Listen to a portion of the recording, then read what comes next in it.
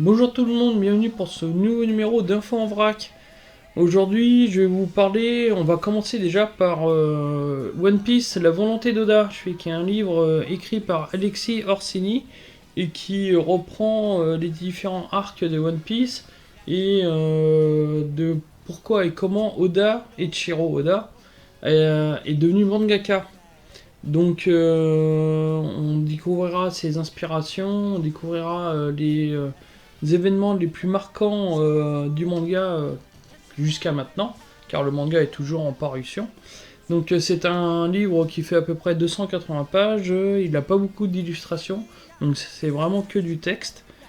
Et si vous êtes fan de One Piece, je vous le conseille. Donc il est disponible au tarif de 25€, donc c'est très abordable. Et c'est plutôt toujours sympa d'apprendre un peu plus sur son manga préféré. Pour continuer sur les mangas, je vais vous parler de l'application, du site internet Manga Plus qui est disponible maintenant en France. Donc Manga Plus, en fait, ça permet de lire les chapitres de différents mangas en direct du Japon. Il faut savoir que les mangas au Japon sont prépubliés dans des magazines, comme le Jump Magazine par exemple. Et en fait, chaque semaine, vous avez un chapitre de One Piece. Et après, en fait, quand il y a assez de chapitres de dispo, ça sort en tome relié. Et là, pour la première fois en France, les chapitres sont disponibles gratuitement.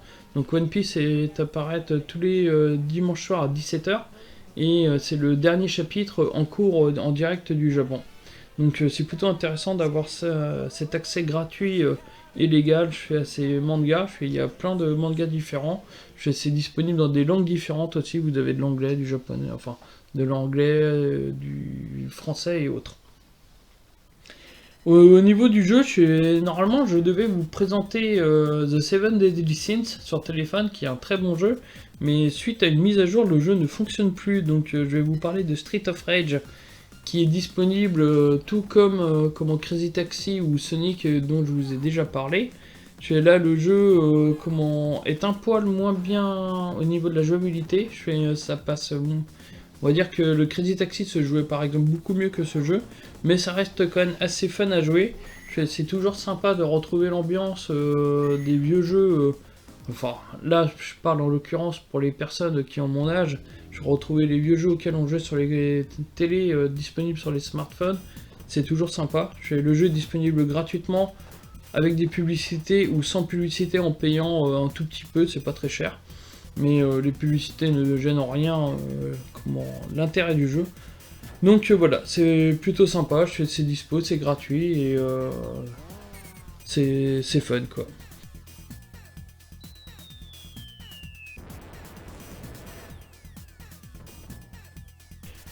Pour finir cette émission, qui est assez courte, je dois l'avouer, je vais vous parler du nouveau livre sur Final Fantasy VII Remake Material Ultimania, qui est sorti au mois de septembre. Donc vous savez, je vous le dis assez régulièrement que je suis un très grand fan de la licence Final Fantasy. Et là, ce livre reprend en fait le développement de Final Fantasy VII Remake. Donc vous aurez différentes phases de création par exemple des scènes cinématiques. Je fais avec les versions pré-alpha, enfin voilà. Vous aurez aussi plein de détails sur tous les personnages du jeu. Je fais les designs des croquis. Donc le livre est vraiment complet. Il fait 380 pages, il me semble. Et il est disponible au tarif de 40€. Donc c'est un très bel ouvrage, c'est un très beau livre. Et je vous le conseille vivement.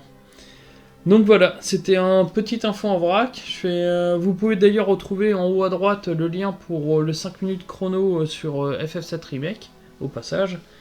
Moi, je vous retrouve très bientôt pour des prochaines vidéos. Notamment pour le 5 minutes chrono Street of Rage 4, ce coup-ci, la semaine prochaine.